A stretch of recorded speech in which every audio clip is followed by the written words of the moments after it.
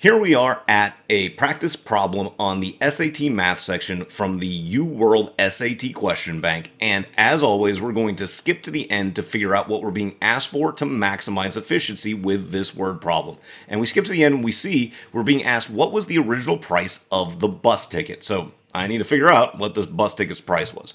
And we can see that the price of a discounted one-way bus ticket is $54.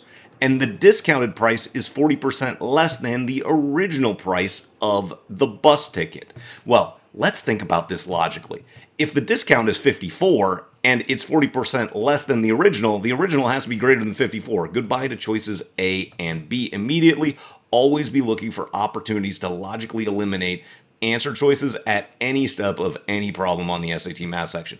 Similarly, I go, well, it's only a 50% discount and I should be able to, or it's only a 40% discount, and I know that if I was looking at 135, going down to 54 is way less than half of 135. So we should be able to logically reach the correct solution of choice C here without doing the math. But of course, you do want to have the opportunity to know how to solve this sort of problem technically. So I'm just going to call X as my original price. Thank you for watching this UWorld SAT question bank explanation video. If you have not yet gotten access to UWorld's extensive question bank of practice SAT and ACT problems for your test prep journey, please consider doing so over at uworld.com.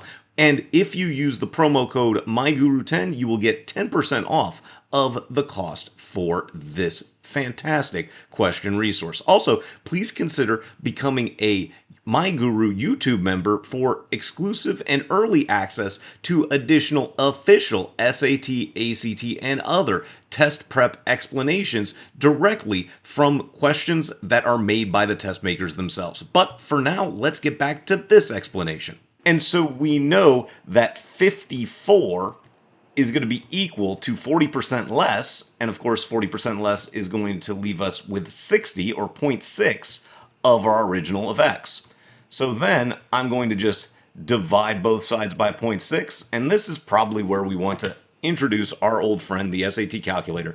It is kind of big in this in this frame, you can see, so it's helpful to have the scratch work on the right. But if we were to do 54 divided by 0.6, there's our solution of 90. We can close down this guy right here. Oh, it just kind of was a little, I guess I could make it a little bit smaller, but once again, you can see our correct answer is going to be 90, but you didn't necessarily have to do the technical approach, and having those multiple paths forward is always the path truly to SAT math success.